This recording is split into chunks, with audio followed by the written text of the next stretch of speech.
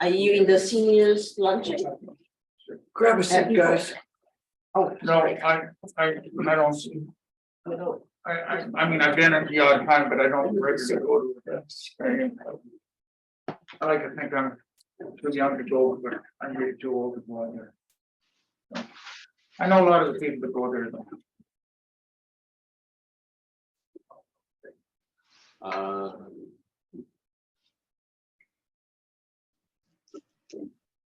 Okay, welcome everyone to tonight's meeting.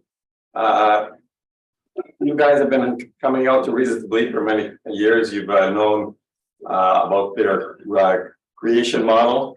Tonight, we're going to have Don Wallar, who was the past president, who's going to be doing a more detailed look at what the creation model is all about and how RTB uses that.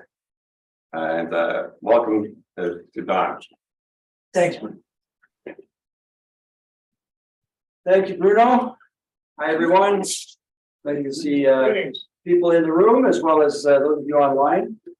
We want to encourage you, if you're in the habit of just staying online, to get in your car and get here, because there's something special about being together and having real FaceTime.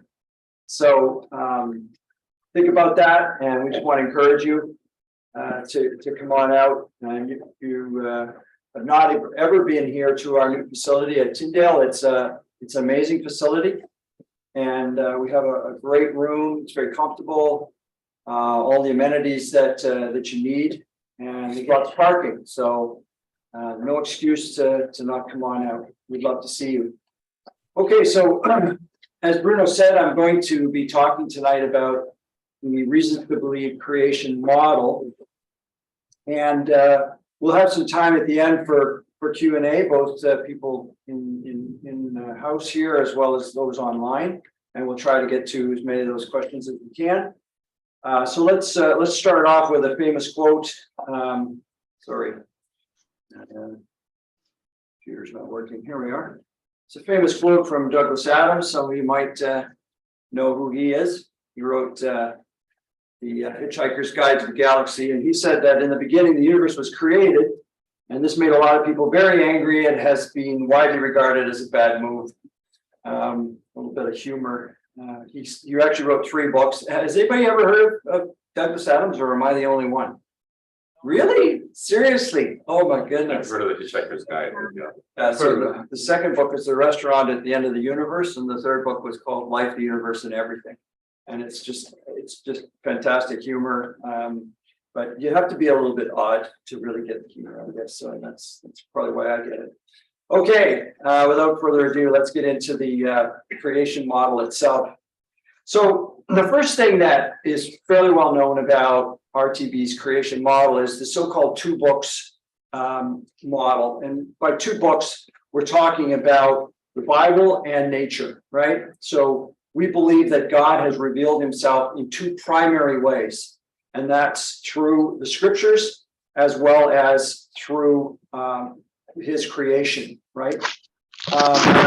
First thing we see about the Bible is that it's not intended, never was intended by God to be a step-by-step science textbook. Okay, so if you think you're going to read the Bible and get, a science lesson on all the details of how God did this, that, and the next thing, you're not going to see it there.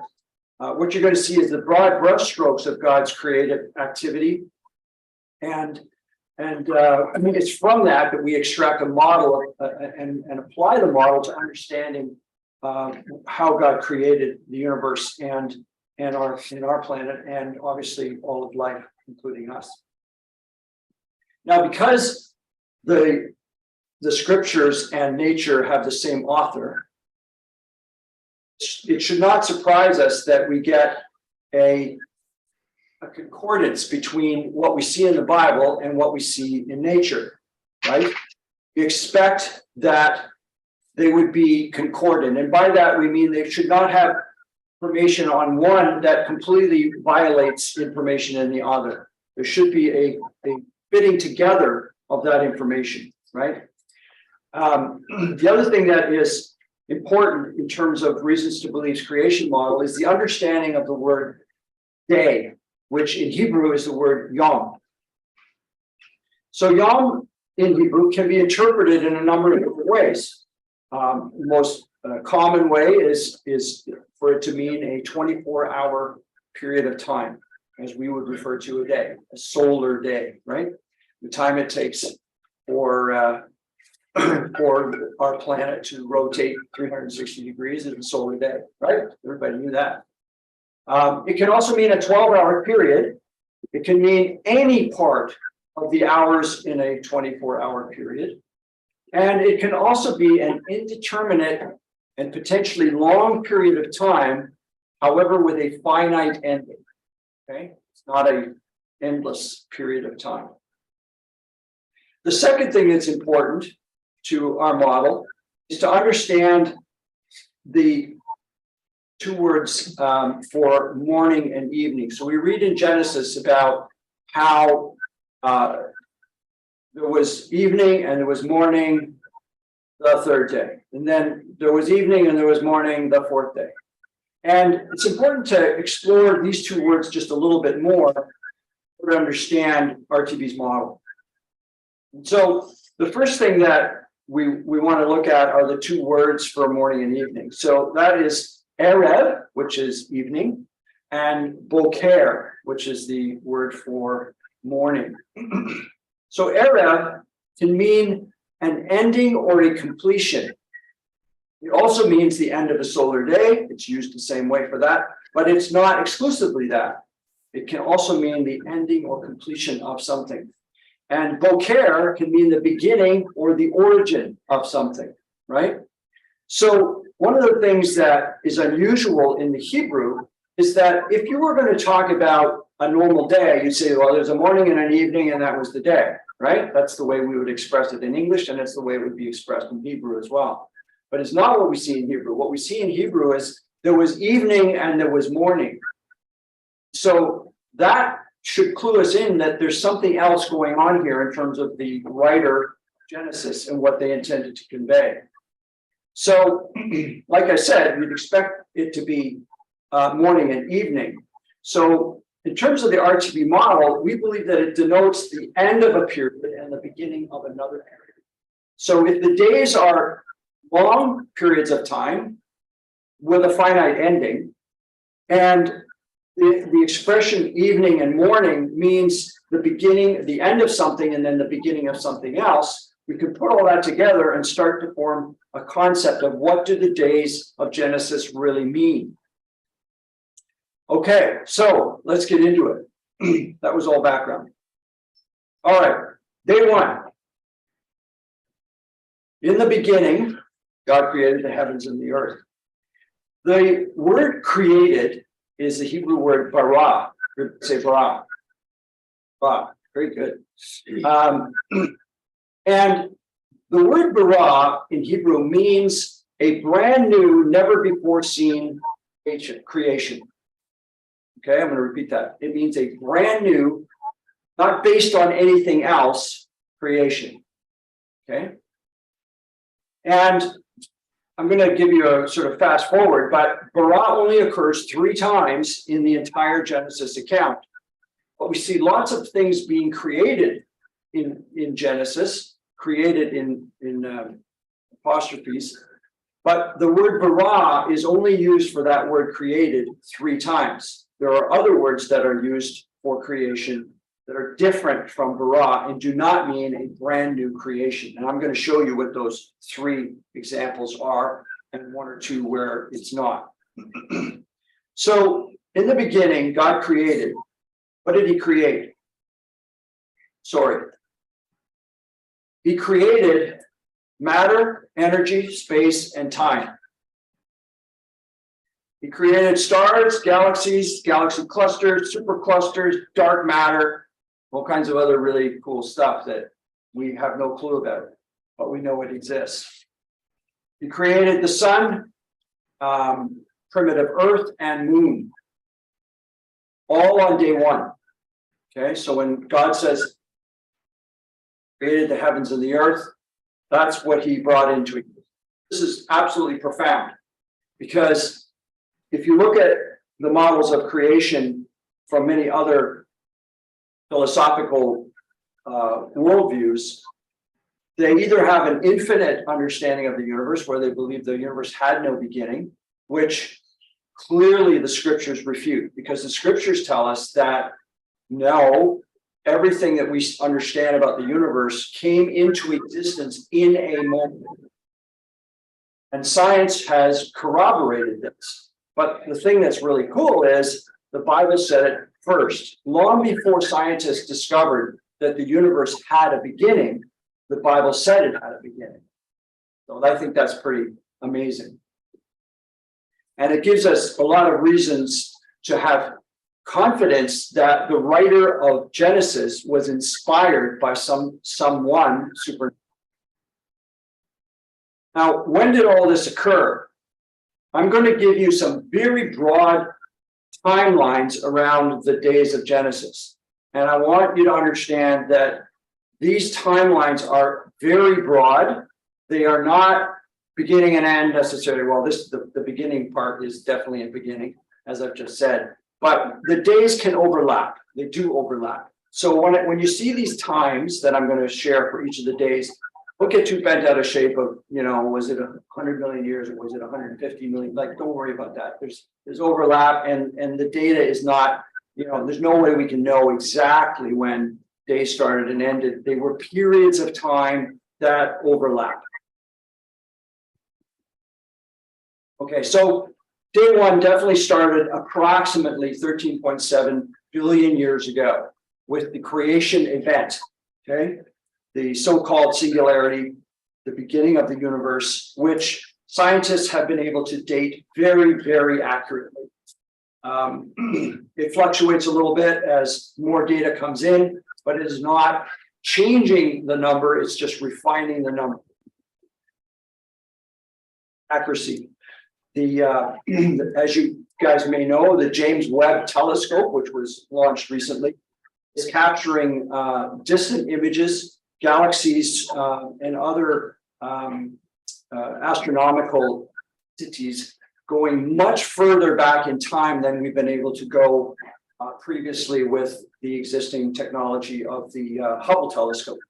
So this is taking what we call our look back time in astronomical terms further back in time. I hope you all understand that a telescope is basically a time machine. Telescopes do not look at anything as it is right now. Everything that a telescope captures, any image that it captures, is something that looked like that a long time ago. Is that right? And we understand the reason for that is because of the finite velocity of light. It takes time for that light to actually get to our telescopes. And so the further away the object is, the further back in time we're going. Okay? So day one probably comes up to around 4.5 billion years. So that's a very long day, if you think about it. We're talking billions of years. And it seems as though during day one, God was doing a lot of things to prepare for day two creation. And we're not going to go into all those details, but understanding that when God created the universe, he created it hot, super hot, so hot that nothing could coalesce into matter. And then slowly as it cooled and expanded, matter started to form. That took time. Can we ask questions now or later? If you have a burning question, go ahead, Rudy. You said the universe was created 13 billion years ago. Yep. Day one was how many years ago? The start? Yeah. 13.7. That's the beginning. Of day one. Yeah. Okay. Okay.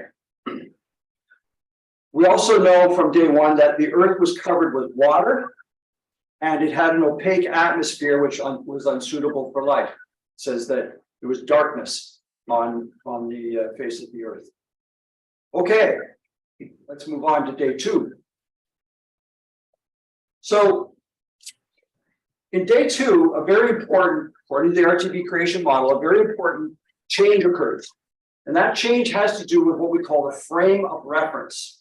Okay, frame of reference. So if you're standing on a train that's stationary and another train is going by, you see the other train moving, correct? So from your frame of reference, that other train is moving.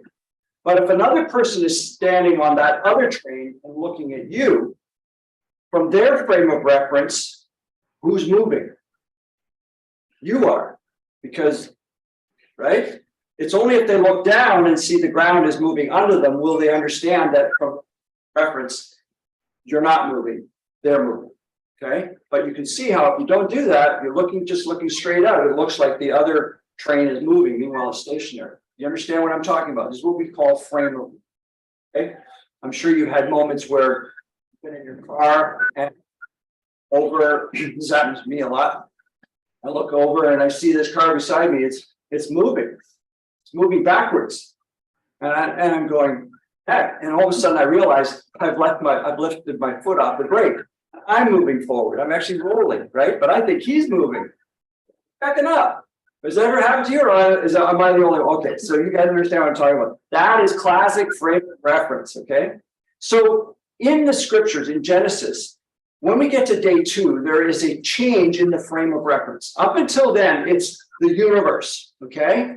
And the earth is over there somewhere, and we're looking down on it. But on day 2, there's a shift to the surface of the earth.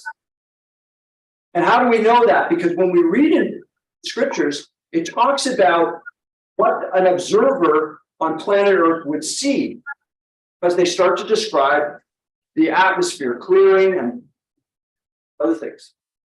So this helps us to understand how some of the other days of creation. So shift in frame of reference from above the earth to the surface of the primordial earth. Now, we're not talking about a real person, we're just talking about the frame of reference, as if someone were there, okay? A whole bunch of things happen in day 2. Scientifically, we know. There was a huge asteroid bombardment called the Late Heavy Bombardment, somewhere between 4.5 and 3.8 billion years ago. And this was a global sterilization event. When this happened, there was no life on planet Earth, because if there was, it would have been extinguished. What we find that's remarkable, scientifically anyway, is that life appears 3.8 billion years ago, approximately. The earliest life forms that we see on Earth date back to about 3. The other thing that takes place in day 2 is we start to see a water cycle established. Everybody understands what a water cycle is, right? You have evaporation, clouds, rain. Evaporation, clouds, rain. Okay, that's what we call a water cycle. Condensation and precipitation. Okay, when did day 2 happen? Well, somewhere around 4.5 billion years ago to down to about 2 billion years ago. Okay, so again, now we have life on planet Earth, but there's a significant amount of time taking place as God continues to prepare the earth for his ultimate creation. Okay, day 3, how does he start to prepare the earth? We have this opaque atmosphere, you can't see through it. We haven't seen any sun, moon, or stars yet. We know they exist because God told us he created them on day 1. But from the perspective of an observer on the earth, they can't see them. There's just a vague sense of, wow, it's kind of light. Oh, now it's kind of dark. Well, it's light again, but they can't see the sun. And we'll get to that in day 4. Excuse me. Okay. So on day 3, we read in the scriptures that land appears and plants appear. So we know that during this period, in order to have land appearing, plate tectonics were taking place, volcanic activity, building up land masses. On the life side of things, cyanobacteria, which appeared about 3.8 billion years ago, this is the earliest life forms, they came along, and then they were followed by very early so-called primitive plants. And again, this is about from 4 billion down to about 0.8 billion years ago. All right, day 4. This is a remarkable day. And one of the things that sets, I think, the RTB creation model apart, you see that the atmosphere begins to clear and more plants seem to have be scrubbing out the CO2 from the air. As you know, plants eat CO2 and generate what? Oxygen, right? So scientists call this the great oxygenation event, when huge number of plants appear in the fossil record, and all of a sudden they're generating tons and tons of oxygen. That starts to clear the atmosphere from this opaque atmosphere. And all of a sudden, the sun, the moon, and the stars appear. Okay. Now, the Hebrew word for appear is haya, which does not mean created in the way that bara means. Which makes sense if they could not be seen by an observer on the earth, but now they can be seen by an observer on the earth. Okay, and this is why this frame of reference is so important. If they weren't on the surface of the earth, that wasn't the frame of reference, then of course they'd be able to see the sun and the moon and the stars, right? So this is why the sun and moon and stars only appear on day 4 of creation. But everybody knows you can't have plants without the sun, right? It's absolutely critical for photosynthesis. All right. So day 4 is about 2 billion years ago down to about 600 million years ago. Okay, day 5. So again, day 5 is a remarkable day in creation and God's work.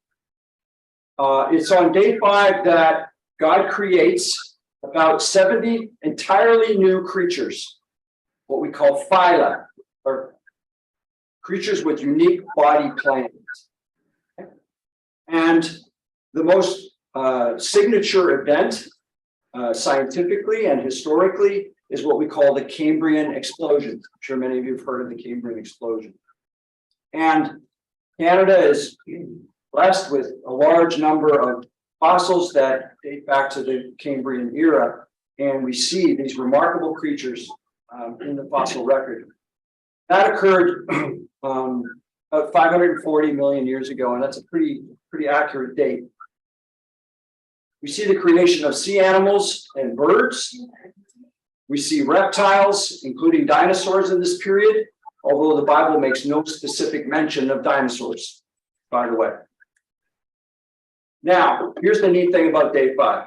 This is the second bara creation. So in day 5, it says God created these animals. It's a bara creation. In other words, they weren't based on something else, or they didn't pre-exist and we're just kind of telling you about it. This is a brand new creation. And timing-wise, about 600 million years down to about 125. So we're getting to day 6 now. And this is where we start to see very specialized plant animals that are created. We see apes, other hominids are created during this period. And guess who else is created during this period? Okay, humankind is also created. And this is the third occurrence of the word bara, in reference to the creation of human beings.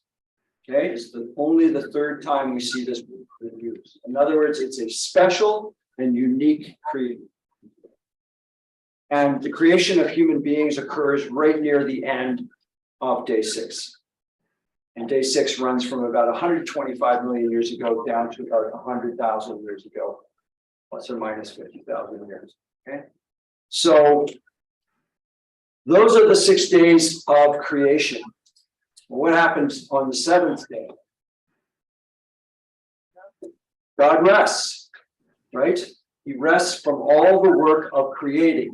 He doesn't go on holiday. He doesn't, stop being God. He just stops creating.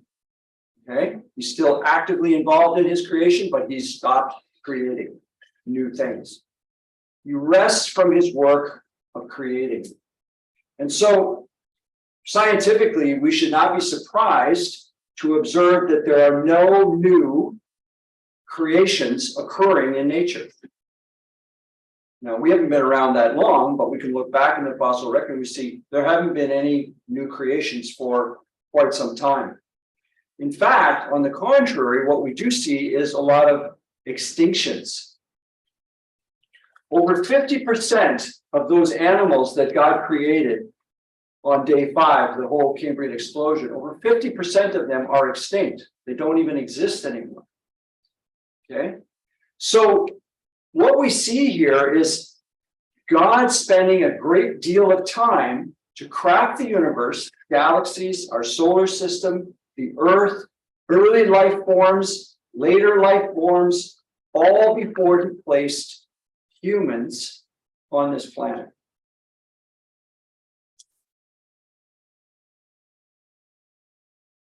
Okay. Now I want to talk to you, that's just a very fast overview of the creation days in terms of the RTB model. Now we're going to talk about what do we mean by a model, and so what about those days? What can we do with that information? So I just want to talk to you a little bit about the concept of a model. What is a model? Most of you have seen models of something. I have a hobby that I've been doing for a very, very long time, flying model airplanes. So I know that a model airplane is a model of a real thing, right? It's designed to represent something else. So the precise definition is that a model is a representation of an object or of a system. Okay. The second thing I want to talk about a little bit is the idea of concept of predictions. Okay, and this is really important. It's one thing to have a model, but if the model does not make predictions, then it's not a good model. Okay, now this is different from model airplanes and so on, but not totally. If a model airplane is an accurate representation of a real airplane, it should do what? Fly. It should fly, exactly. Okay, and the reason it should fly is because the model is predicting that that's what its behavior will be if we built it correctly. Okay, we should have some confidence in the predictive capability of that model airplane to actually fly when we launch it or power it or whatever we do. Okay, in science, models are constructed all the time, and some of them are thrown in the dustbin of history because they were wrong. Okay, others, they were refined and adjusted along the way because more information came in. That didn't mean the model was wrong. It just means it didn't have all the data or enough data. And when it gets more data, you can adjust the model. Okay, so scientists work this way. This is the basis of science, is formulating a model and then testing that model to see if it's accurate or not. If it's not accurate, we'll either throw it out or amend it. Okay. So what's an example? I'll give you just a couple examples from history. So one is, there was a claim that electricity is composed of electrons. There were scientists that thought the people that said that were mad. Said it's not. Yeah. There's an ether and it's flowing through the ether and all these other theories that they had, right? But along came this theory with a model that said, well, tell you what, if it's made out of electrons, then we should be able to bend those electrons with a magnetic field, right? So it had predictive power. The model had predictive power. You should be able to expect certain things if the model is correct. Everybody with me? Yeah? Nod your head. I know you're laughing. Okay. If the Earth rotates around the sun, then we should be able to predict certain astronomical observations. If the sun rotates around the Earth, then we should be able to predict certain observations. Two models, let's go test them. And what happened when we tested those models? One was found wanting, and one is the one that we know is correct, right? Everybody know what I'm talking about? The heliocentric model and the geocentric model. Ptolemy versus Copernicus and Galileo, right? So when they did their astronomical observation, Galileo looked through his telescope, he went, there's no way that the sun can be rotating around us. Because if that's true, then what I'm seeing could not happen. So he started to criticize, well, he wasn't the first, but he was the first one to provide evidence, actual astronomical evidence, to support Copernicus's theory, because Copernicus challenged it mathematically long before he had any evidence. Everybody with me? So this is the idea of models. They're really important. They can make predictions. And thirdly, I've already mentioned this, they are testable. They have to be testable. If you can't test it, it's not worth anything. A model is only as good as its ability to be tested, put to the test. So one of the things that makes Reasons to Believe unique, I think, as a science and faith organization, is that RTB is, first of all, prepared to put forward a model for creation. And secondly, that model makes certain predictions, which we're going to look at in a minute. The third thing is that the model is open to being tested by anyone. So if you don't like our model, come and tell us why it's wrong and give us reasons why we should change it. And if those reasons are provided and they seem sound, then the model needs to be adjusted. As far as I know, Reasons to Believe is the only science and faith organization in the world that makes that claim and is actually willing to change if they're shown to be wrong. I think that's very powerful. In other words, we're not afraid. We're not afraid of what science tells us, because if it's not concordant with the scriptures, then either the scriptures are being misinterpreted or the scientific data is being misinterpreted, or both. But you can't have this two books model where everything is not concordant. We expect to see concordance. Okay. So I want to talk about 4 key areas where any creation model, RTB's or anybody else's, must make predictions. Okay, these are 4 areas where we should expect a predictive power of the model. The first one is the origin of the universe. Where did it come from? How did it get here? Et cetera, et cetera. The second is the origin of life. How do we understand life in terms of the model, both from a science and faith perspective? The origin of species. Where did all this life come from? All these different species come from. And lastly, and very importantly, the origin of humanity. Where did humans come? So we're going to look at each of these 4 areas now with respect to predictions and testability. Okay? Everybody with me? Okay, let's go. So astronomers and physicists, we believe, according to the model, our predictions, if we're right, okay, RTB is right, then astronomers and physicists will discover more evidence, not less, more evidence that the universe, our solar system, our planet, and the laws of physics that govern our universe have been finely tuned to allow for the existence of intelligent life. Now, this is commonly known as, anybody know? No, you can't say. Fine. The anthropic principle. Everybody's heard that before? Okay, so the anthropic principle basically can summarize it like this. The cosmos seemed to know that we were coming. That's the anthropic principle. In other words, what we see in the universe, the fine-tuning, the parameters that physics has, seems to have anticipated that we would be coming, because otherwise they wouldn't be set the way they are. I'm talking about these incredible number. There's hundreds and hundreds and hundreds of physical parameters that are dialed in to be what they are, and they're incredibly precise, some of them to umpteenth decimals of accuracy. If that wasn't that way, there'd be no life. So in order for life to be here, all of those different parameters, hundreds of them, have to be dialed in very, very precisely. Okay, and this is what we call the anthropic principle.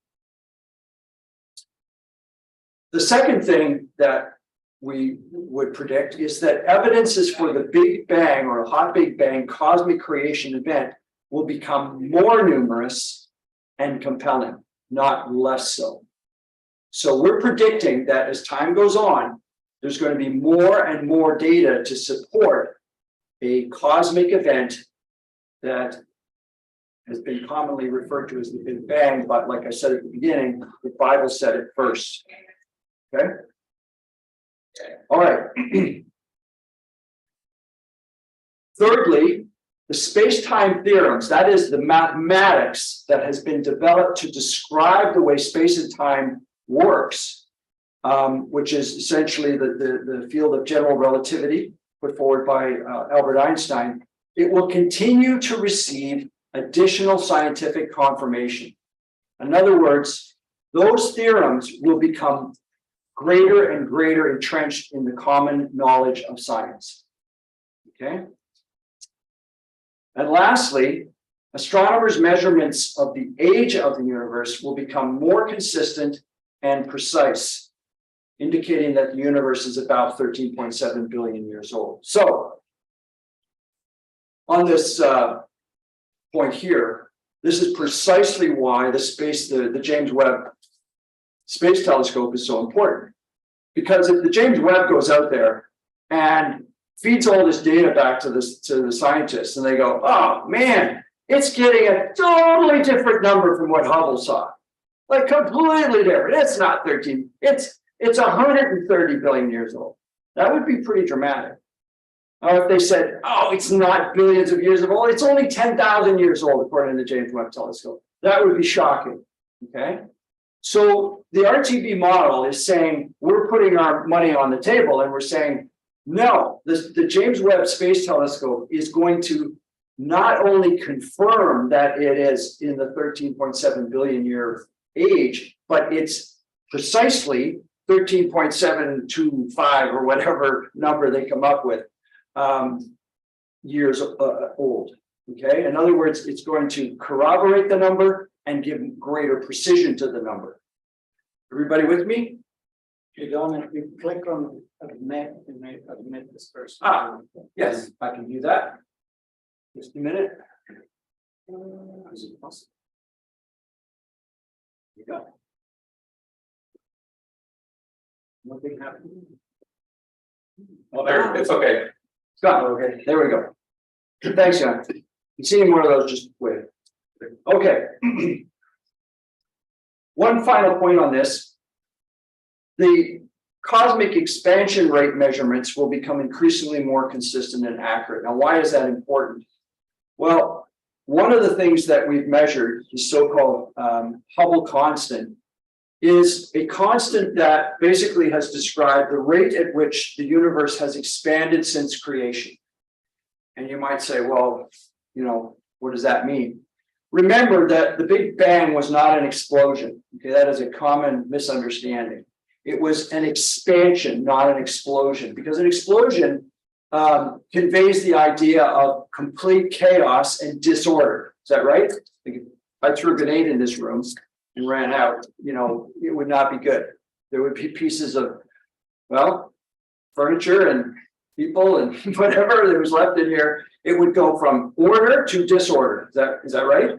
So the Big Bang was not an explosion. It was the most incredible controlled expansion. And this gets back to these physical parameters I was talking about.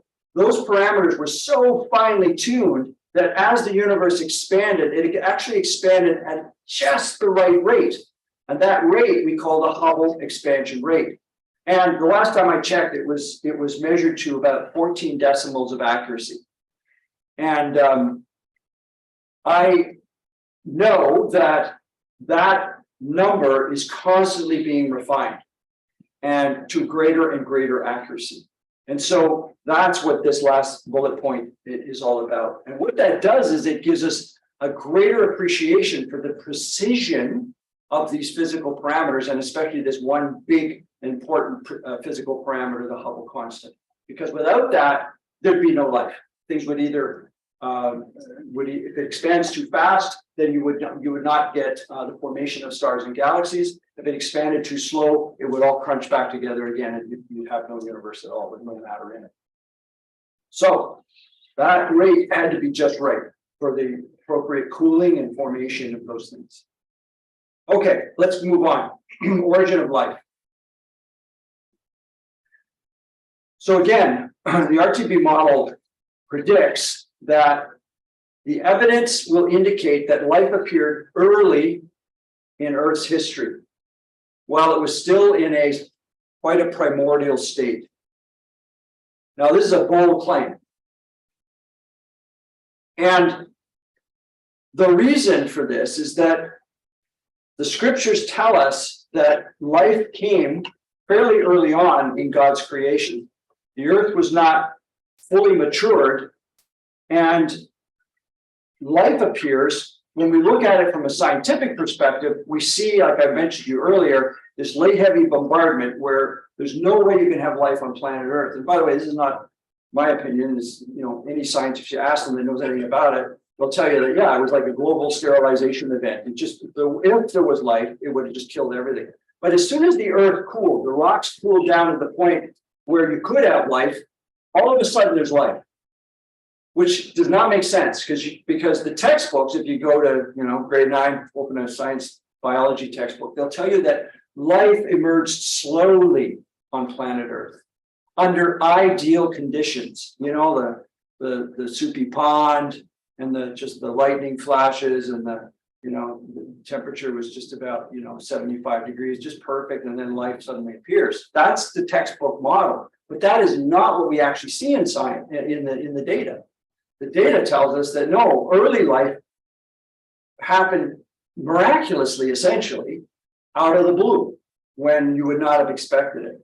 So the RTB model predicts that the evidence for that will grow, not decrease. We'll get more evidence as time goes on.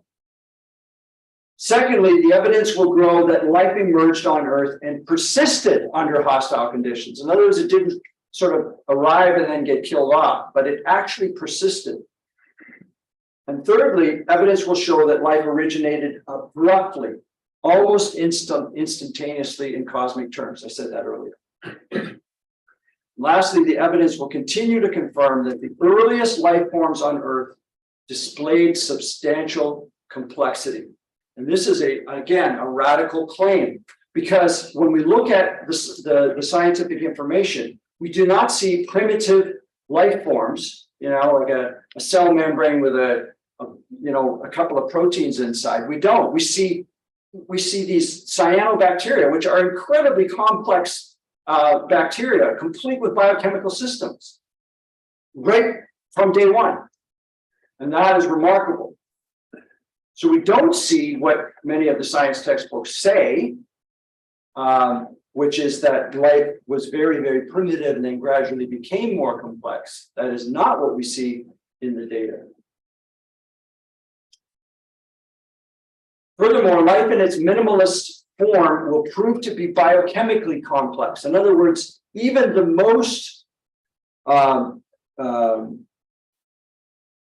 smallest and so-called least complex life forms will actually prove to be very biochemically complex. I already mentioned that.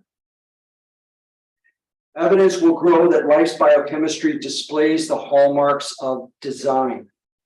So again, at the moment, if you were to ask your average biochemist out there, they would say, well, we believe there's ways and means that these systems could have evolved. But more and more areas of bioinspiration and another field called biomimetics, scientists are looking at nature and designing machines based on nature. So they're, on the one hand, they're saying, no, I wasn't designed. But then they're going to nature, they're looking at how it works, and then they're designing a machine that mimics it. This is called biomimetics. Now, to me, this is completely outrageous, because you can on the one hand say, no, it just evolved miraculously by itself through natural selection. But over here, we're going to draw on that thing, which, by the way, we have no reason to believe it's actually, got any merit on its own. It's an accident of nature. And we're going to build a whole machine based on that. No, because fundamentally they look at it and they go, this demonstrates the hallmarks of design. And so we can base our designs on that design. Everybody following me? Simple, very simple example. The wings of new airplanes have a tip on them designed after the wings of a bird, Okay, perfect. and it works perfectly. That's great. Great example. Okay. Lastly, evidence will show that the first life forms on Earth will be qualitatively different from the life forms that came into existence on biblical days 3, 5, and 6. In other words, there's a huge difference between the life forms, the early life forms, and the much later life forms. Qualitatively different. Okay? And that's what we'd expect if God did another bara creation. So that's the explanation from a biblical perspective. All right, let's talk about the origin of species. And this gets into macro and micro evolution. So again, the RTB model makes some predictions. The first one is that the fossil record will prove to be characterized, the more we learn about it, by the sudden appearance and stasis of biological life forms. In other words, things appear rapidly, like almost instantaneously in the fossil record, and then they stay the same. And then they either go extinct or whatever. But they don't change. So rapid appearance and then stasis. Okay, that's the prediction. No gradual increase in diversity from a universal common ancestor. Secondly, the fossil record should be essentially devoid of transitional intermediate species, exhibiting biological features that are not fully formed or fully functional. Again, we see these life forms being created, and we expect and predict that they will not gradually acquire function, they will have the function. And that's what we see in the fossil record. Experimental research will identify hard limits to the genetic variability of species consistent with the limits of microevolutionary processes. What does that mean? What it means is we believe that more and more data will support the contention that species are hardwired genetically. They cannot become another species, but they can have microevolutionary change. Okay, they can adapt to their environments and they can have changes, but we don't have one species becoming an entirely different species. That's what we predict. Evidence will show that new life forms appear suddenly in the fossil record in accordance with the creation chronology outlined in Genesis 1. In other words, the fossil record should mimic exactly what Genesis days 1 through 6 said. In other words, we don't see more complex animals early in the fossil record. We see them later in the fossil record. And the more data we get, the more that's going to be shown to be true. And that is, by the way, what we see now. But there's a lot of evolutionary biologists and paleontologists that would argue there's no a priori reason why these more complex things should be there, other than that they had to have natural selection acting on them. But we're saying no, there's a profound difference in time between these more complex animals and the less complex ones, or the complex larger animals and the earlier life forms, which, as I said, were already complex, at least biochemically. Okay, new life forms will be shown to appear abruptly in the fossil record immediately following mass extinction events. And I already mentioned that earlier. And lastly, evidence will show that no new life forms appear on Earth after the arrival of anatomically modern Homo sapiens in the fossil record, as per Genesis 1. In other words, if God rested after he created us, then we should not see any more creation events in the fossil record. We should see stasis. after humanity arrives. Okay, these are all predictions. There's a lot of evidence to support it, but what RTP is saying is we believe that the more science you guys do, the more you're going to find this to be the case. So go ahead and tell us that we're wrong. All right. I'm going to give you an example, by the way, coming up of where that prediction was wrong. Okay, so hang on to your hats. All right, last but not least, doing okay for time? Yeah, we're fine. Origin of humanity. All right. The first claim on this is that the evidence will grow that humanity can be traceable back to one woman and to one man. We call the woman Eve and we call the man Noah. Now, why is it not Adam? And the reason for that has to do with what we call chromosomal studies, mitochondrial DNA and Y chromosomal DNA. Has anybody heard of those two things? Okay, so what are mitochondria? Mitochondria are these little organelles inside of cells that generate all the power and energy that the cell needs. Okay, and they have their own piece of DNA inside the mitochondria. It's not the same amount of DNA as the nucleus has, but there is some real DNA. Now that DNA, all of us, comes from our mothers. Okay, all the mitochondrial DNA you have in every cell of your body comes from your mother. You didn't know that, did you? See, now you learned something. That's why you need to come to RTP, because you'll learn things. Okay. Now, everybody knows that in order to have a baby, you need to have a sperm and an egg, right? And both of them have their own DNA, right? The sperm has DNA and the egg has DNA, and they combine, and you have a zygote, and that grows into a live being, human, dog, whatever, animals. Okay. So the DNA that's in the Y chromosome, which is the one that creates what? Males, right? So everybody knows that males in the room here, we are XY chromosomes, right? And all females are XX. Okay, good. So you all remember your grade 9 biology. That's good. I guess it's a grade 6 now. Anyway, so mitochondrial DNA comes from your mother. And if you're male, all of your Y chromosomal DNA comes from your father. Okay, it has to come from your father because you're a male. All right, you with me so far? If the biblical flood is true, okay, then we should expect to see the genetic data reveal certain features. All of Noah's sons were from the same line. In other words, they all had the same father, okay? And therefore, their DNA should appear to come from Noah. But all of their wives were unrelated. Therefore, their mitochondrial DNA essentially traces back to Eve. So we should therefore expect to see a difference in origins between the data on mitochondrial DNA and Y chromosomal DNA studies, talking about genetic studies. Theoretically, it should reveal a difference equivalent to the generations between Adam and Noah. Okay? Now, that all sounds very good, but the reality is it is not that easy.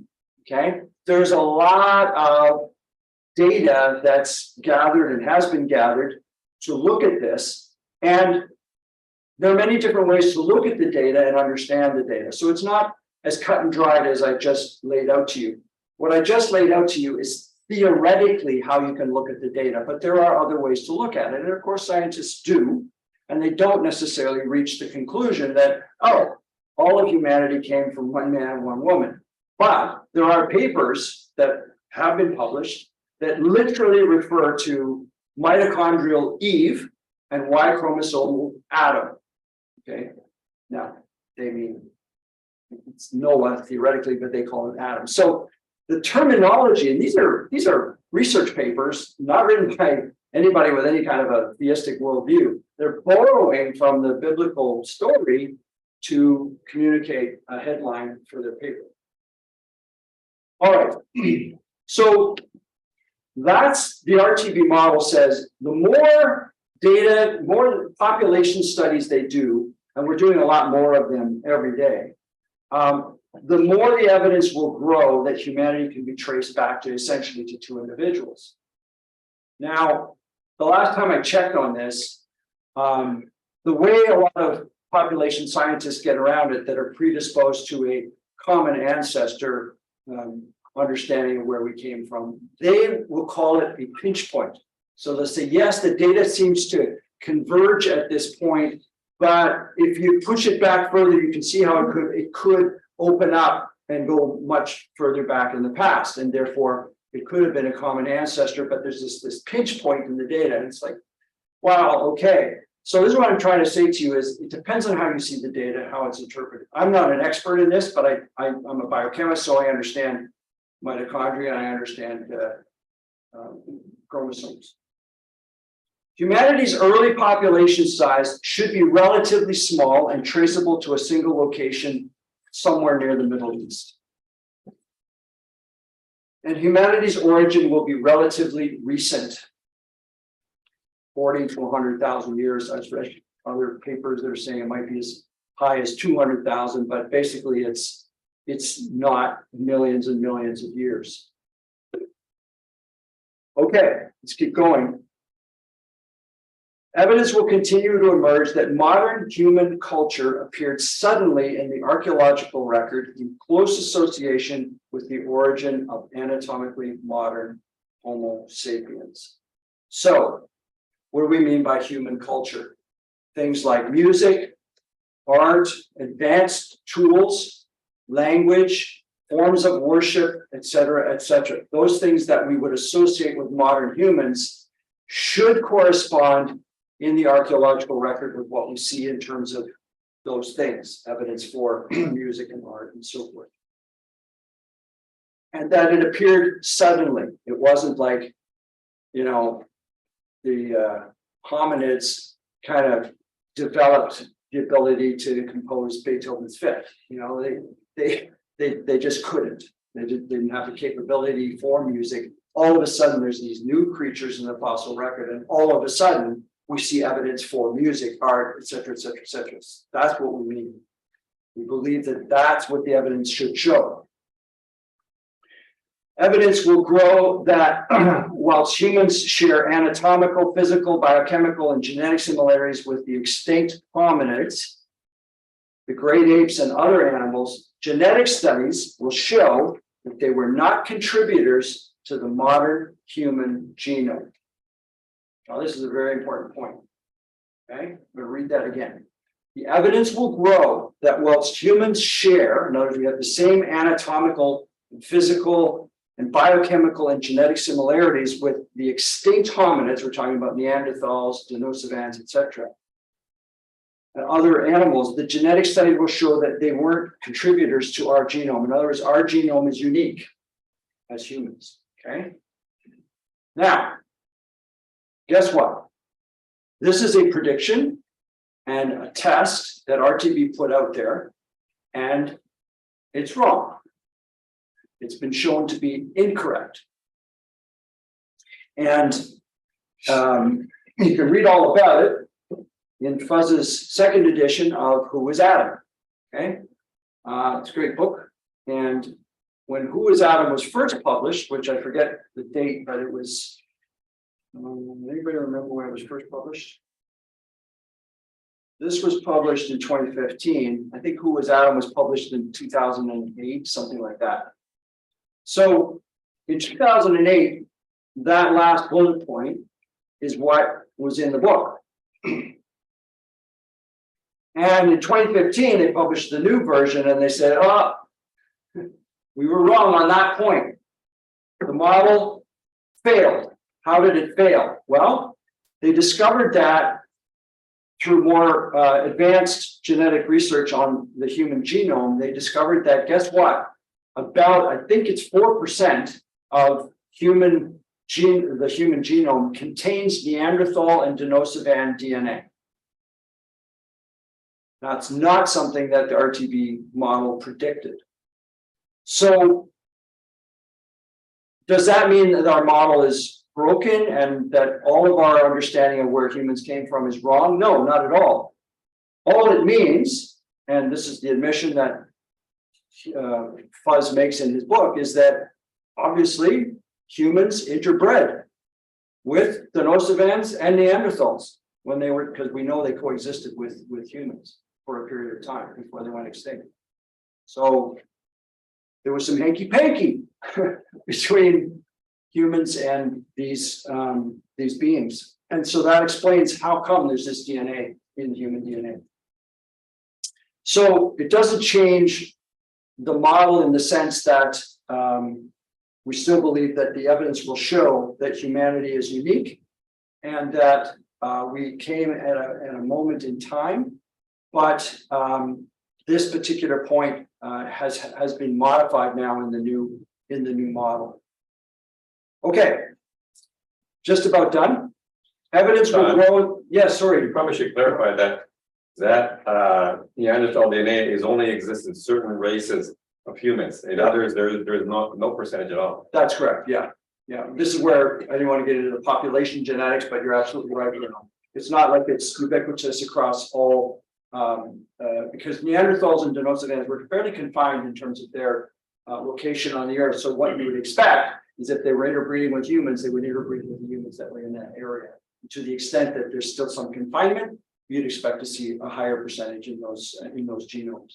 Absolutely. Does the model show that this hanky-panky occurred after Adam and Eve? Yes. Well, it would have been after Noah, It probably. would have to be at least after Noah, yeah. Okay, evidence will grow that humans are behaviorally different from the extinct hominids, the great apes, and other animals. What do we mean by behaviorally different? Well, this goes back to the music, art, and particularly worship and moral attributes. And this speaks to the concept of the imago Dei, the image of God in human beings that we believe we have. And that's what makes us unique from all other animals, not just the hominids, but all animals. We are unique in that we carry the image of God. So we have the same moral and spiritual capabilities as God has given them to us, and we reflect our Creator in that sense. Okay, and we expect to see that be behaviorally different. Okay, that brings me to the end of my talk. Maybe what we'll do is take a short break. Anybody needs to go to the washroom and get something to drink. For everybody online, let's take 5 to 8 minutes, and then we'll see you all back here, and we'll take some questions. Okay, thank you.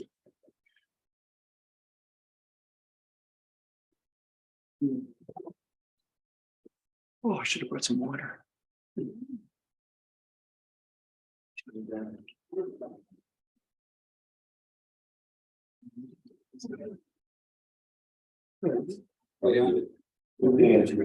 This read things of Hebrew, not like they were set up. Yeah. It's really.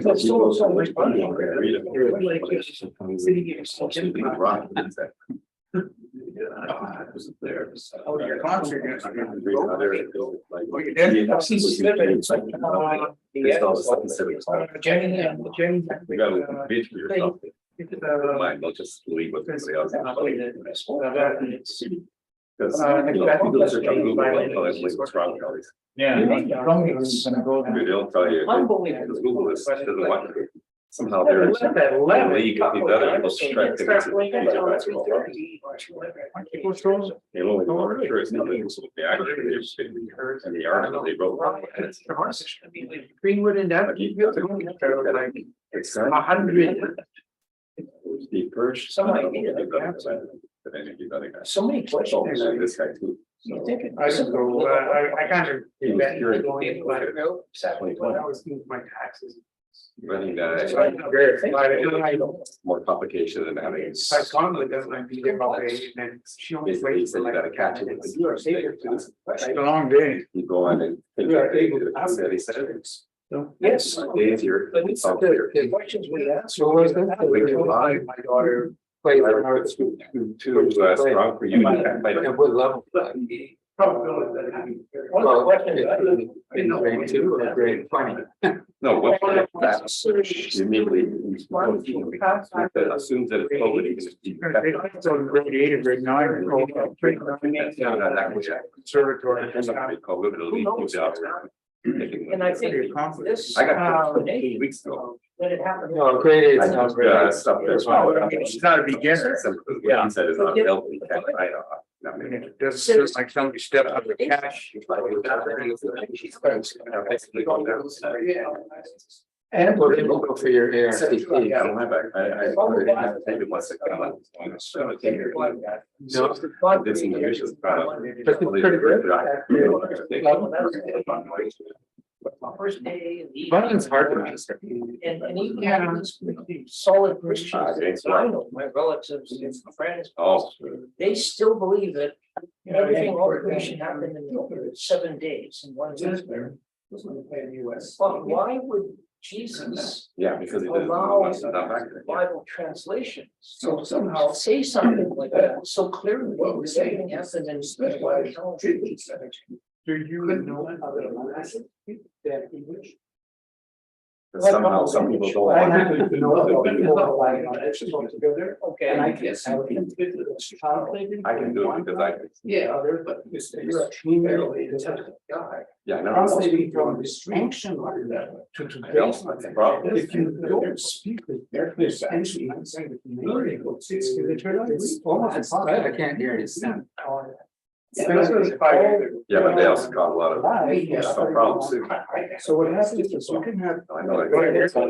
The only thing now, one of 100 would take, have a population of 300 million in the US, that's not. Certain war daughter that, you know, Yeah. have so many meanings. They got 300 million. We'll have 3 million. And it also. Either sign up, or they die, or they had. So that's why. Yeah, but okay, fine. They don't make it. You talk to Jewish people. Probably not one of, maybe it's one of a thousand. Hebrew and all the rest. I don't know the exact ratio. They don't have a Bible. No, that was when she God was- created everything in one See, but that's a different kind of stuff. So I remember there. He wrote that. I guess Like mRNA, is a recent thing that has created mRNA. Something like that, right? The background for it, first, like, they do the. They call that mRNA. Your body is. It's RNA molecule, which then. Brent said your voice.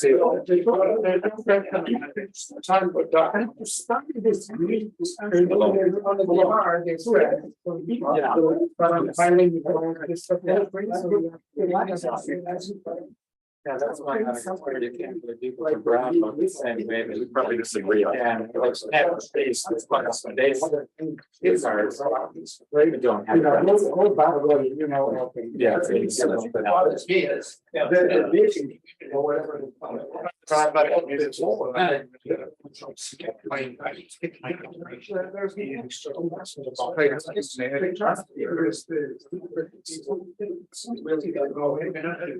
I missed last week, for the last. They're trying to take off. I'll see you tomorrow. Work and then you keep on. I remember it's the first Monday in the month, so it's gonna be kind of posted next month, I'll be going, oh, what? One time, they called me because where is it, my Genesis? Okay. On Monday, right? Otherwise, I would run the game today. You know. It is the first Monday in March. I wasn't sure, it was first and Monday. Sure. Yeah. So, I saw. Yeah. Also, you know. Yeah. What day is from dawn to the. Don't you get money? Oh, and it even, well, good to see you. Or 100 meters, or. Yeah.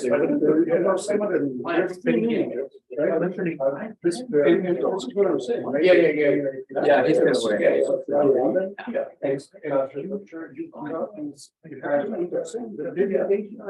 And so. Yeah. Some cases really some wonders. Was that on one day? Yeah, I said it was one as well.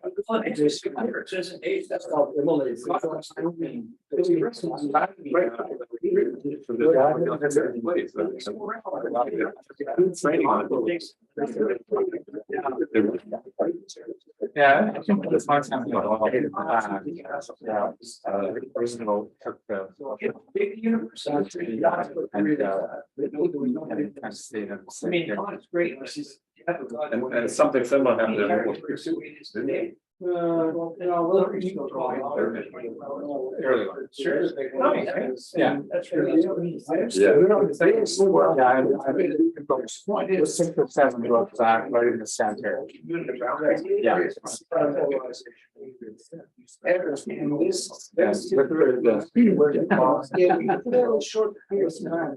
Hi, my name's Pete. Danny, nice meeting you. Good. Yeah. You used to come out to this and then. For the full day. And she's an occupational therapist. Yeah. So even the travel, you know, it's about an hour to get, almost an hour to get there and another hour to get back. So get down to your work day. Oh, no, it's the one on Wells Way. It's down there, yeah. Where they hated parts of it. I have.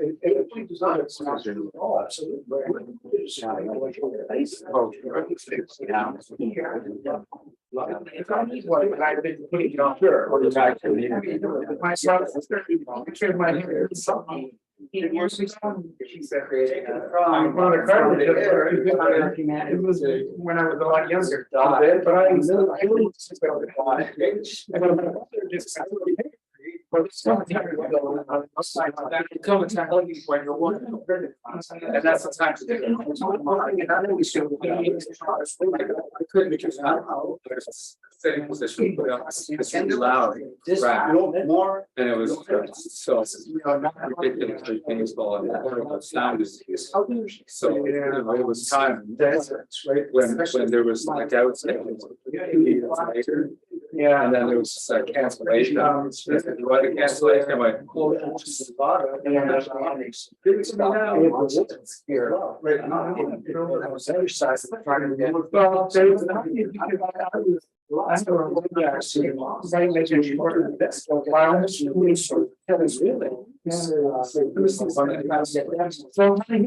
trying to find great rhythm. Yeah, it is, but my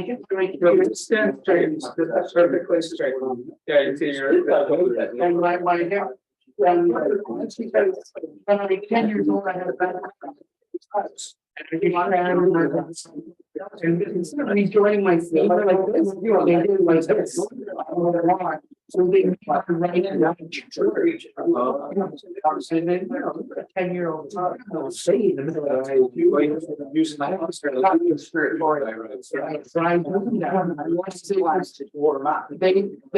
when I was in high school. They put in a lift into my right shoe, because I have to run it out. And to make the leg. That's what it did was because they they actually lengthened the length between the patella and the end of the thing. The ends of my foot, right? So it increased the length of my tibia. So I started having these problems. Yeah. It started to hurt my knee, so I did a lot of straight, right? And so all the last, you know,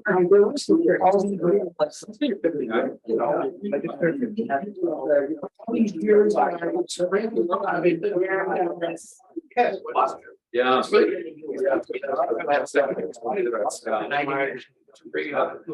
I went home to visit my mom. My mom lives in Holland. We're so driving 6 hours. Yeah, it's not even it's true. I don't know. I don't know how true my mom is, that's something that's happened by it was like. I don't know, fun for her.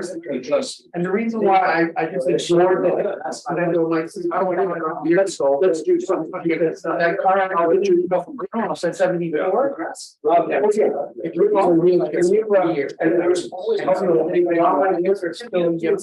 everybody, we're back. Sorry, a little longer than I said, but I want to just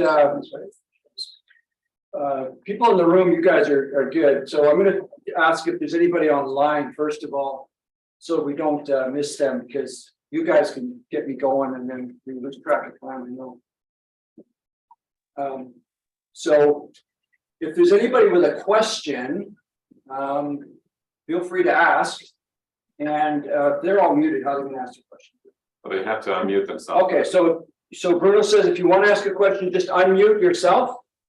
And then you can ask your question. So I'll just wait a minute and see if there's anybody who has a question. And if there aren't any online, then we'll go to the room.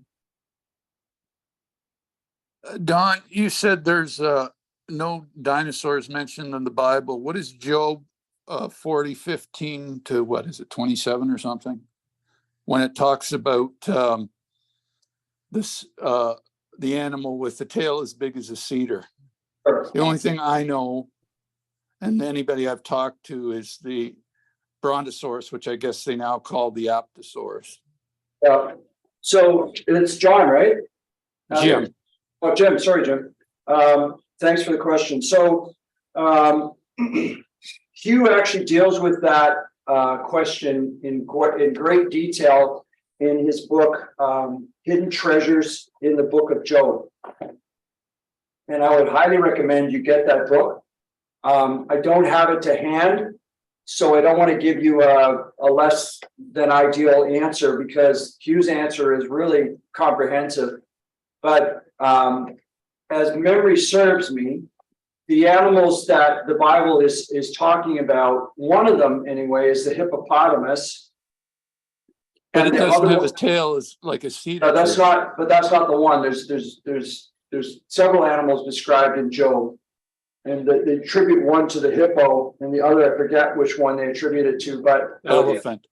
no, crocodile. Crocodile, they work together. No. Yeah. So like I said, the answer is a lot more comprehensive than just saying, well, this is what it is.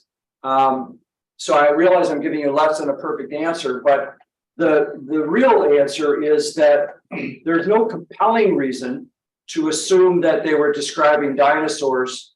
And then when we look at the fossil record, there is zero, and I mean zero, evidence for dinosaurs coexisting with humans. So if we allow for the Bible to be, using figurative language, it could describe a number of animals. And if we accept the fossil record that humans and dinosaurs never coexisted, then there's no reason to attribute that to dinosaurs. You have to believe that dinosaurs and humans coexisted in order for it to be a description of a dinosaur. And that's why I made that point earlier on, that they're not specifically mentioned in the scriptures. Okay. And my second question was, when you ask a specific question, like, for example, what does the Bible say understanding is? The Bible says understanding is knowledge of the holy. And so understanding is a word that is all that is universally understood. Would it not mean that everything is to be found in the Bible? Because I look at, they've been studying the book for thousands of years and they're still pulling stuff out of it every day. I mean, it's unlimited in its scope. And sure, but so when we what we mean by that, Jim, is if we look in the scriptures, there are many things that are not mentioned, and there's not even an illusionary mention, an allusion to anything. computers, for example, cars. There's so many things I could list, I just know from they're our not, they're time. not mentioned in their form as far as a finished product, but metal's mentioned and the other stuff that's mentioned in more of a primitive form. That's what I'm saying. Sure, and nobody's saying that the Bible doesn't contain accurate information on any number of topics. When I said earlier it's not a scientific textbook, I did not mean to convey that when the Bible references specific things that we understand scientifically, such as iron, when the Bible talks about iron, an iron spear or an iron sword, it's not talking about something, qualitatively different from what we understand iron to be. Exactly. That's what I'm saying. That but the Bible is not a science textbook that you can turn to learn about the attributes of iron. You cannot go to the scriptures to learn about its atomic number, how many protons and electrons it has. That's not what I'm saying. State? How does it interact with other? It mentions what you need to get the understanding for. That's what I'm saying. Sure.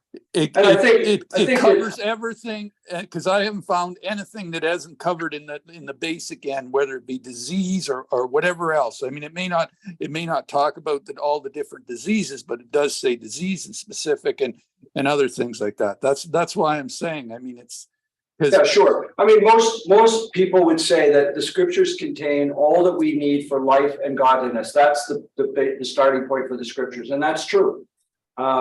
You don't need an education. You don't need anything other than the scriptures in order to have life and godliness. But God has given us the privilege of all these other things as well.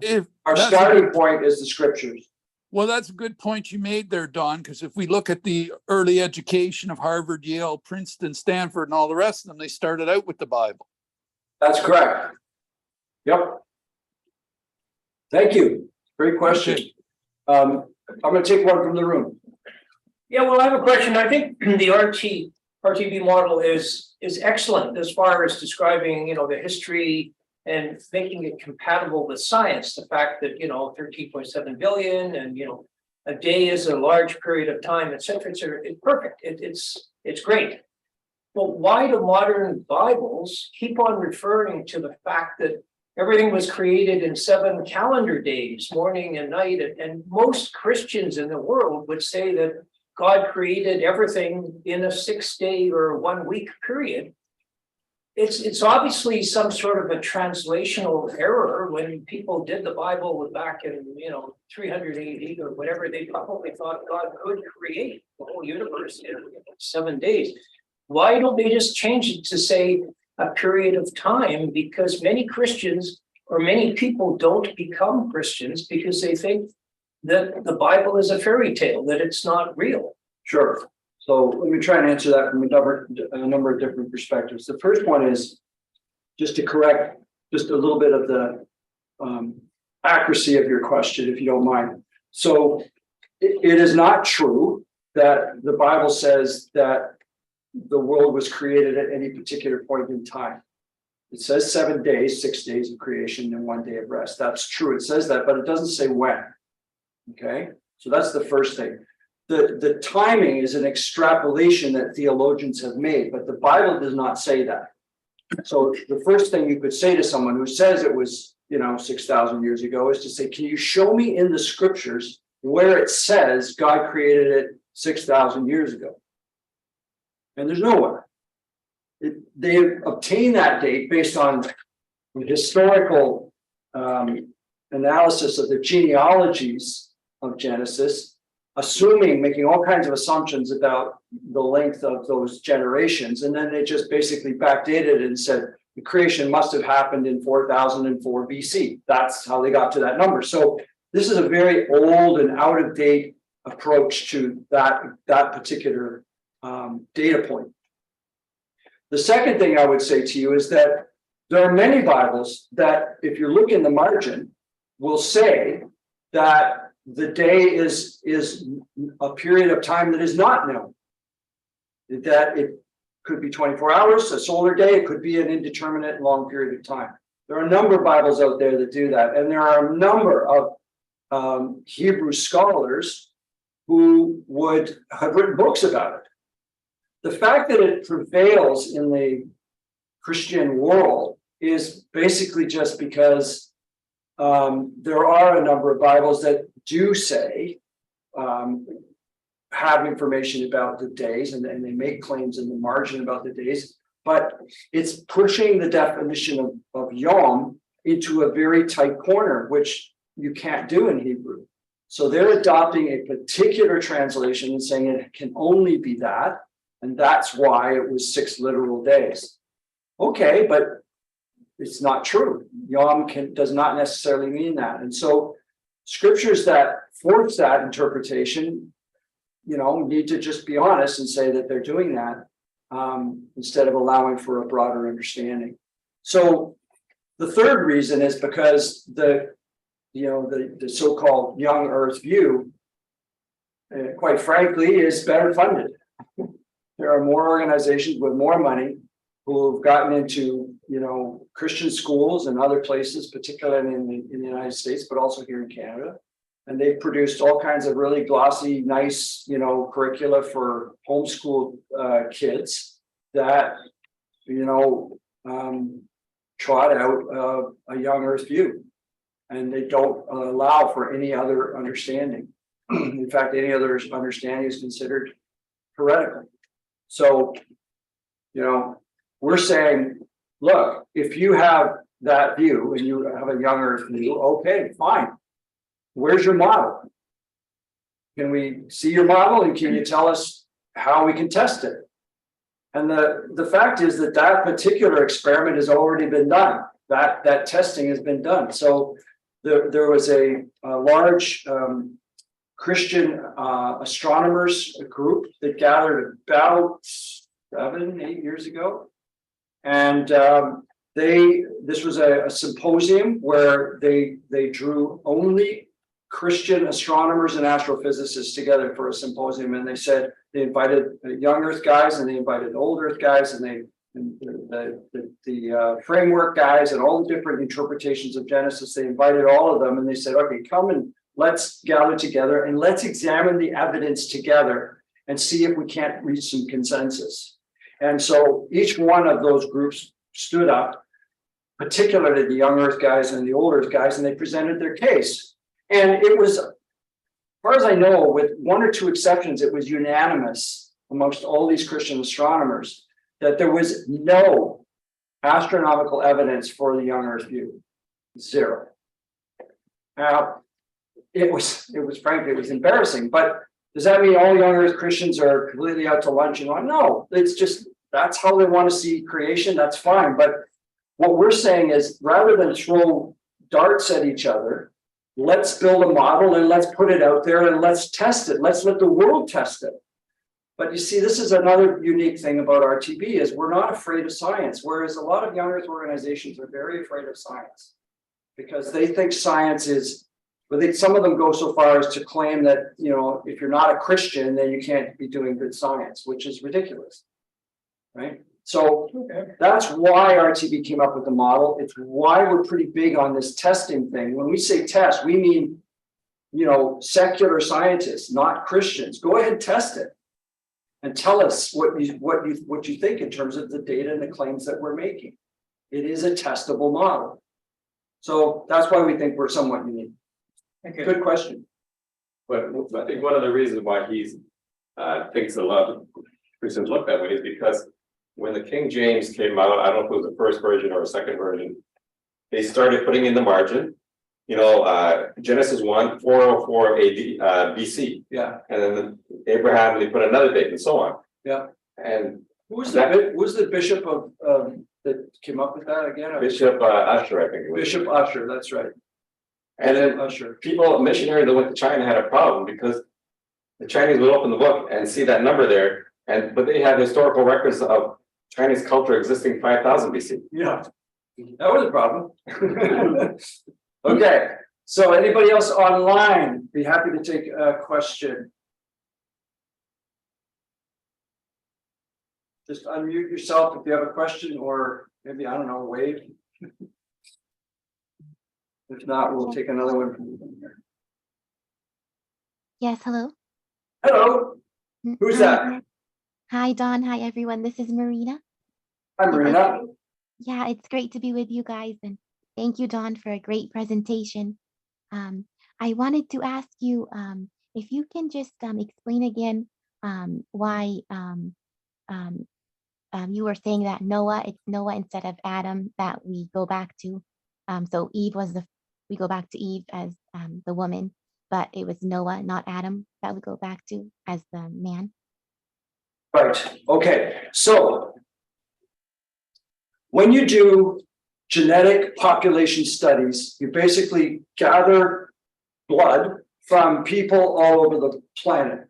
And then you start to examine that DNA using some really high-powered computers. And the Human Genome Project really was a huge step forward in our understanding of the human genome. And so we have gathered an ever-increasing number of what we call genetic markers in the human genome. And those genetic markers can be used as, if you like, fingerprints of history, okay? So if I was to take some of my kid's DNA and some of my wife's DNA and some of my DNA and pass it through any average forensic lab today, they would be able to categorically 100% confirm that the child is a child of my wife and myself. They would be able to tell immediately, okay? Now imagine that extrapolated back in time, okay? You don't have people anymore, you only have the current people alive today, but you have the genome, and the genome contains essentially the history of all human beings, all right? You with me so far? That's the concept.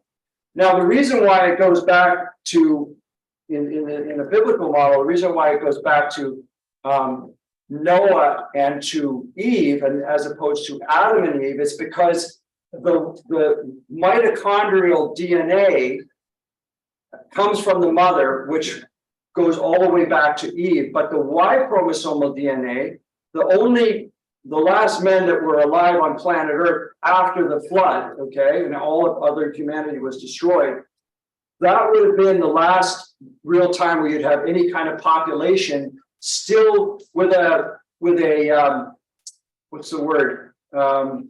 With a memory in the human genome of today.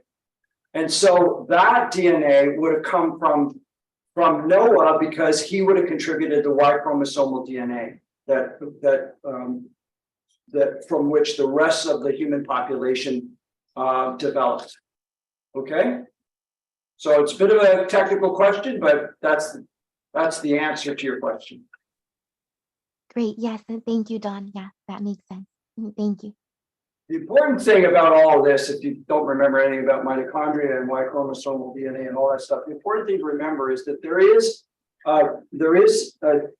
data in population genomic studies that certainly seems to indicate that the earliest humans was an incredibly small population. And some papers say it might even be as small as 2. One male and one female. Now, these are not, theistic authors trying to corroborate the Bible. These are people just reading the data. Other scientists say, oh, no, it's not that small. It's probably this, much larger size, blah, blah, blah. And so that's where this idea of a pinch point, does it really go down to 2, or does it go down to 2,000, or does it go down to 20,000? Like, how low does it go before it starts to expand out? So that's the question, and the data is not unequivocal. There is some equivocation in it. So, but it's interesting, and it's not.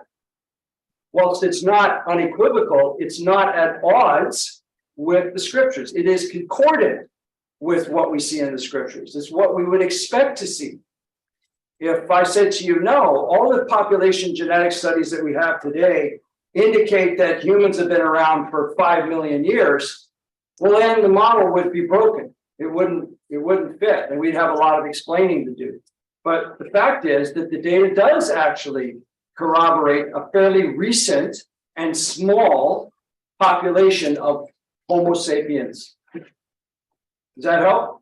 Don, Yes, Paul. I would like to ask a question now. Go ahead. If Noah was the only man on earth and all other mankind was destroyed at that time, where did the different races come from? How can you justify that scientifically? Yeah, that's a great question, Paul. I am not, again, an expert on population genetics, but my understanding is this. So Noah had 3 sons. So keep in mind that Noah and his sons and their wives were still alive after the flood. They were the ones that were saved, assuming that the human population of that time was destroyed with the exception of Noah and his family. Okay.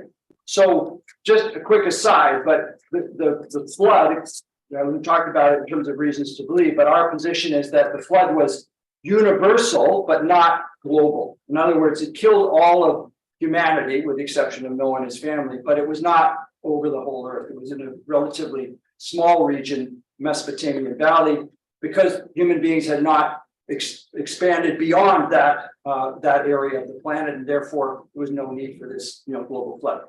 That's an aside.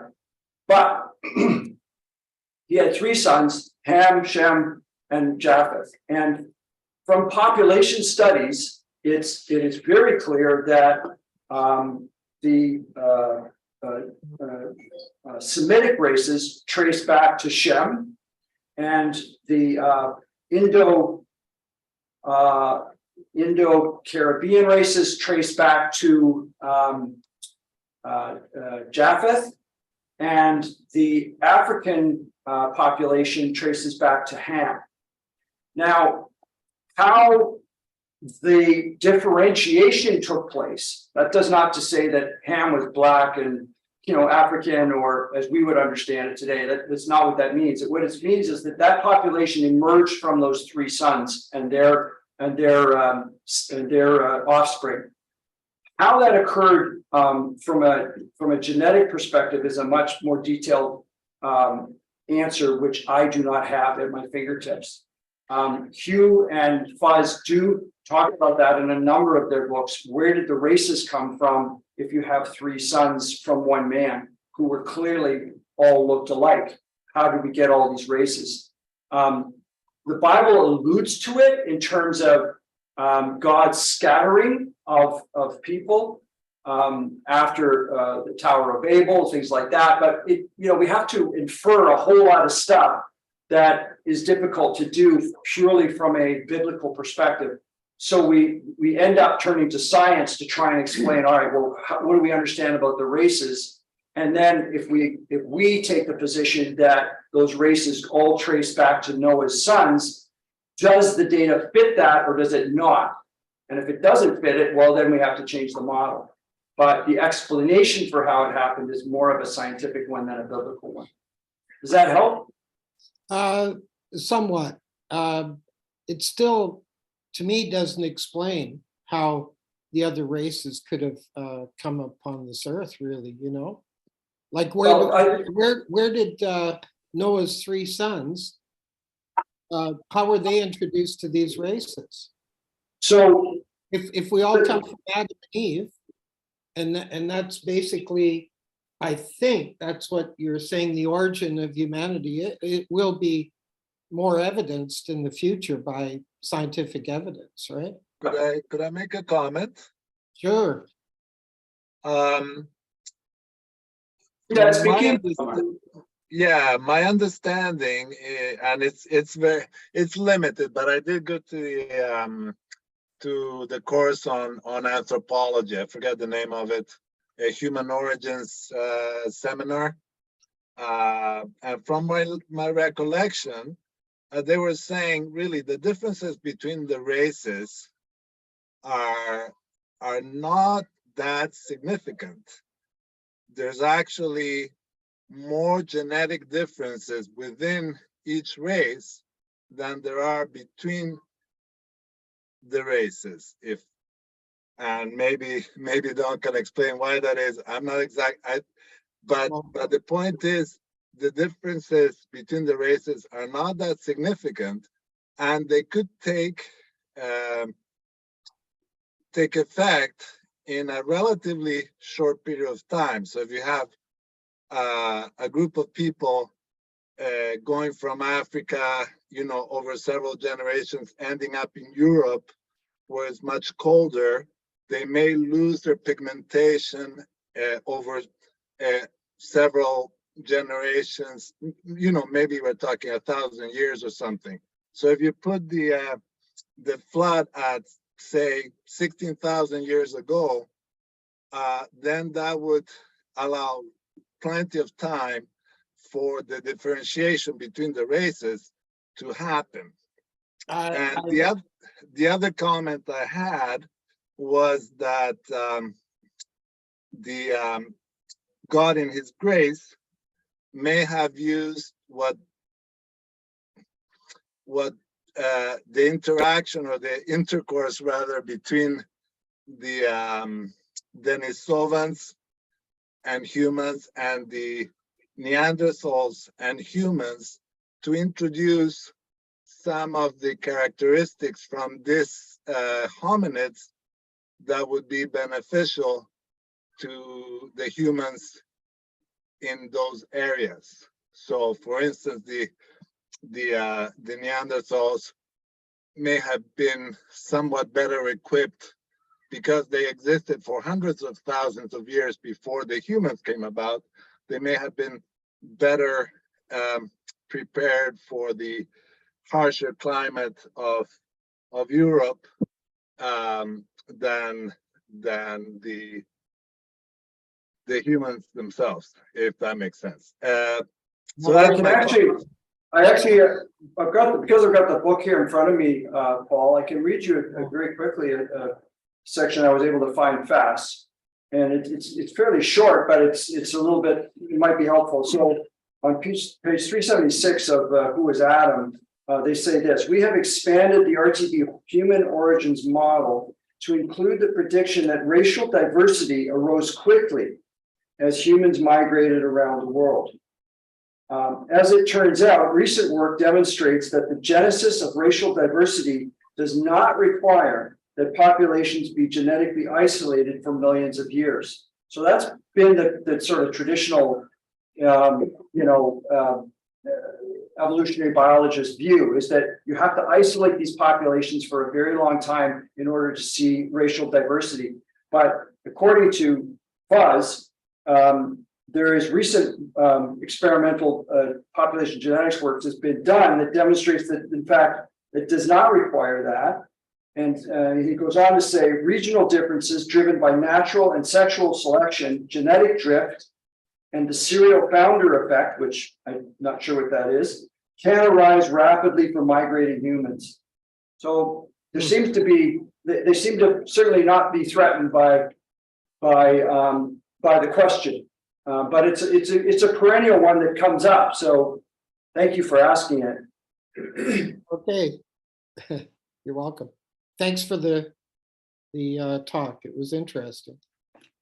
We have another question. I was just going to contribute to that by saying that I think Buzz uses climate, diet, and sexual preference as to isolate different groups. And one of the examples given to show, somebody mentioned that we're not that different. Hilmar said that. Is you take someone from Japan and you bring them to a North American diet and have them feed on a few McDonald's over a few years, suddenly somebody who's 5'2" gives birth to a son who's 6'2". So all of a sudden they look more Caucasian than they do Oriental, even in one generation. Right. Interesting. Yeah. So those climatic stresses, environmental stresses, and diet are huge influences. And then you isolate those groups they start to look similar because their diet is similar. Yeah. Okay, Jenny. I have a question. Yeah. I've been told that we are 99.9% genetically identical, except 0.01% difference. To But what? To chimpanzee. or human beings. So, and I thought God made us unique, everybody is different. So what's the correct answer for that? Well, I'm not sure, maybe you're confusing a couple of things, but certainly if you do genomic studies amongst humans, Mhm. then the data would be 100% that all those subjects are humans. If you go into other species, No, just the human.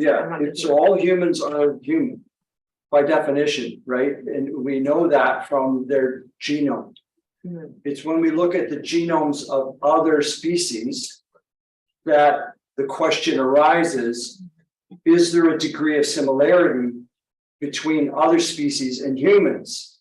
And the answer to that is that yes, there is a very high percentage of similarity of the genomes between a number of mammals and humans. And so this leads a lot of evolutionary biologists to claim that we therefore descended from those animals. But that's an assumption.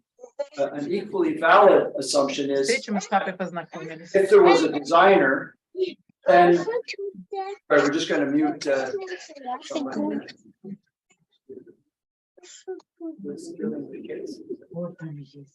Paul's making way too much noise. I can see that it's not Paul. Okay, so it's when we look at the actual DNA itself and we see this large percentage of similarity between, for example, a chimpanzee, that's the one that I think Andrew just mentioned, but there are many others. Even if you look at, I don't know, I'll give you a tremendous example, a daffodil. Okay, daffodil is not even anything like us, right? It's a plant. But did you know that 33% of the DNA in a daffodil is identical? And I don't mean similar, I mean identical to humans. Now, does that scare you? That surprised me. And it does surprise you, and it surprises most people, but it's because if you're a biochemist, it doesn't surprise you, because when we look at how plants work, they're made of cells. We're made of cells too. In order to have a cell, you have to have a whole bunch of metabolic function for any cell to work, whether it's plant or animal. And guess what? The DNA that codes for how the Krebs cycle works in a plant is exactly the same as the Krebs cycle in an animal. There's no difference, right? Assuming you have a Krebs cycle. So that's why there's such a similarity, because the components that make up living organisms are very similar. But it's the differences that make the difference, not the similarity. It's the minute differences between humans and chimpanzees that makes a huge difference between who we are as Homo sapiens sapiens and they are as chimpanzees. And the difference is fairly small. Now, keep in mind, when they do this, when they first started doing this, they would come out with numbers like 98.6% similar between chimpanzees and humans. Oh, look at that. That proves that we were descended from chimpanzees. No, it doesn't. What is the 1.4%? What's important about that? And it turns out that the 1.4% is where you find the incredible differences in terms of what that DNA codes for. But more importantly, when you understand epigenetics and the effect on the genome, how genes are turned on and turned off, that is a whole other field that is related to the linear sequence of the DNA, but is at a much higher level. And that's where we see huge differences between humans and chimpanzees, for example. So it's very misleading to just quote a number and say, oh, well, they're very similar. So that's a bit of a long-winded answer, but there's a number of facets to that that are important to understand. But when they tell you the percentage of differences, are they looking at only the coding DNA? Just the linear DNA. Are they looking The at nucleotide, just the nucleotides, which chromosome? That's all they're looking at. They're not looking at how do they interact. And what are the control mechanisms? Okay. Nothing. But they are talking about among the human beings, we are 99.9% genetically identical. Is that correct? No. I don't understand what you mean by where you're getting the 99.9. If you're human, you're human. I mean, like between me and you, between each one of us. Yeah, but Are we 99.9% identical? we're not, our DNA is obviously different because you have Yeah. different parents than I have, right? And you're clearly, Asian and I'm Caucasian, so clearly we have a background that's different. And She so, means, yeah, our DNA will be different. She means, do we all belong to the human species? That's what you mean. Right. No, I just got, somebody told me that we are, as human beings, we are all 99.9% Sure. Okay. genetically identical. I think what they're probably getting at, which is a good thing, is that if we just did your genome and my genome and compared them, there's probably going to be a very high percentage, let's call it 99.9%, let's just say, that we are identical. So in other words, we have more in common than we don't have in common at a genetic level, which is a good thing to say. But the differences only relate to what we've been talking about, which is population genetics. What's the difference between an Asian person and a Caucasian person in terms of population genetics, where they've come from, the genetic drift that's taken place between the races? Clearly, there's a difference, but that difference is minuscule. We're 99.9% of our DNA is identical because we're human. So I think I understand why that person would say that. And it's actually a way of saying that as human beings, even though you look different than I do, and you look different than I do, we are all very, very similar. And so we should get along. That's, I think, the message, right? We should stop fighting each other because we're all human. And that's a great message. And it's scientifically accurate, but we're not identical.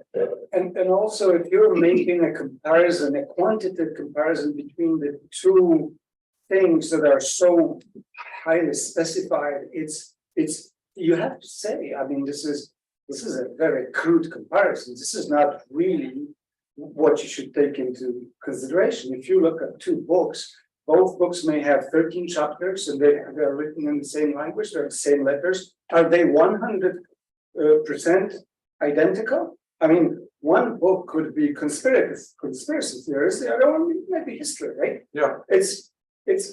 You have to do qualitative comparison as well and see what's the effect. I mean, here's one man and there's the other man. Sure. We got the same genes, but not quite. I mean, the history is different. The only human beings that have identical genomes are identical twins. And even then there's variation. There is some variation, that's right. You're absolutely right. But it's not at a linear level. The DNA is identical at a linear level. Control mechanisms can be slightly. Can I ask you a quick question? Because this guy Paul, he was talking about the racism, confused me a little bit. So I like to breed fish in my basement. So if you look at let's say if you know fish, mollies, there's different types of mollies. They all look different, but they're all the same species. Okay. Okay, so they're different phenotypes of the same species. Right. So does that mean that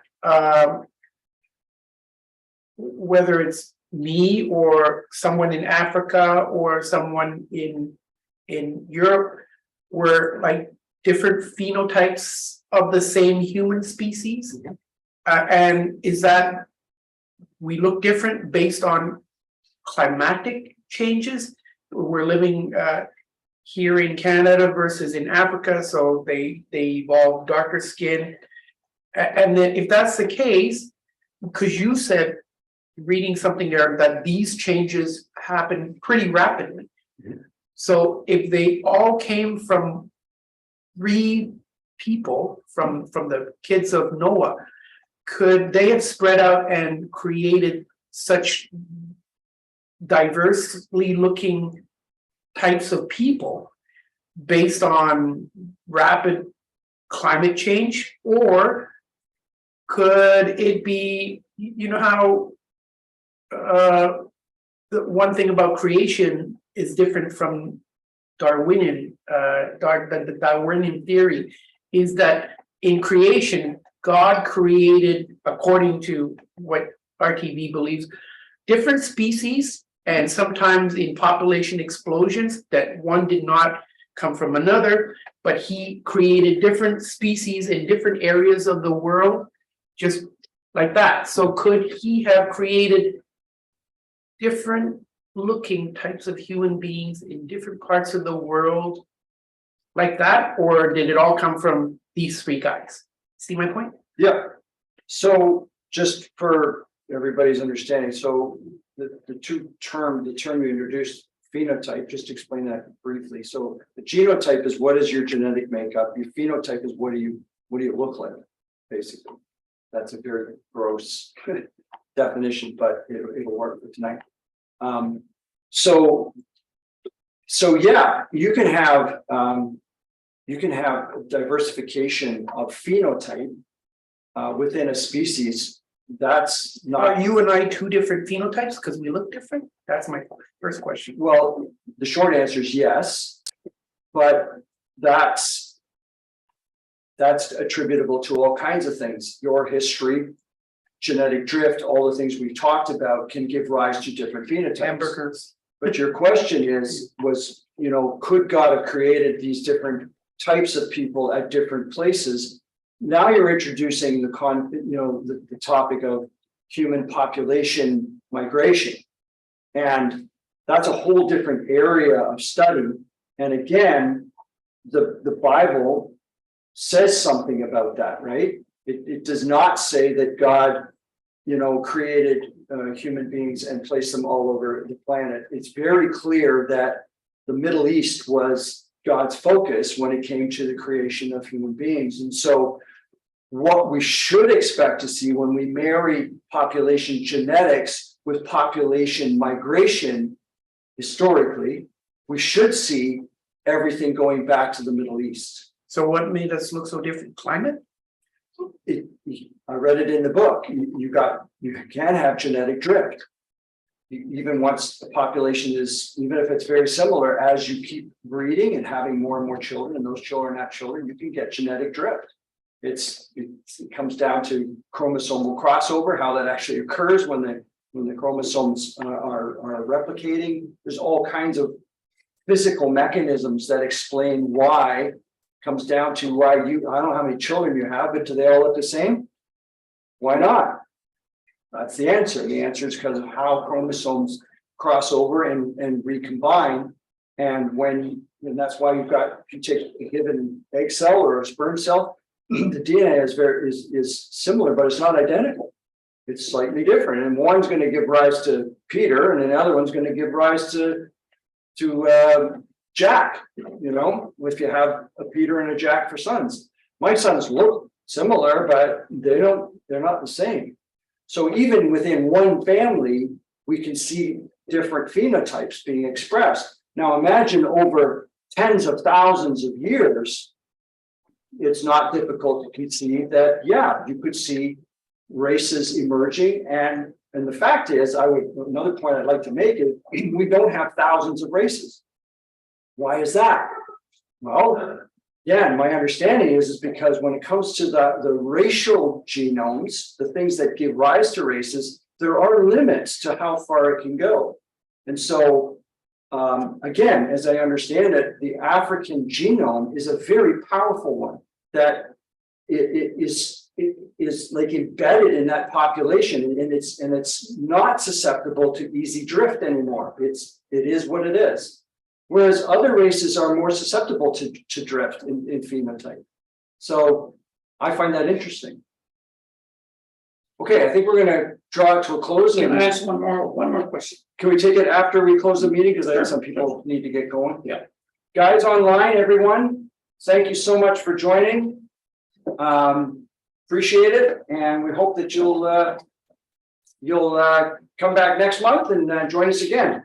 And Bruno will send out a notice for what we're going to be looking at. Yeah. Thank you everyone for coming. Thank you, guys. Good night. Thanks, God. Okay.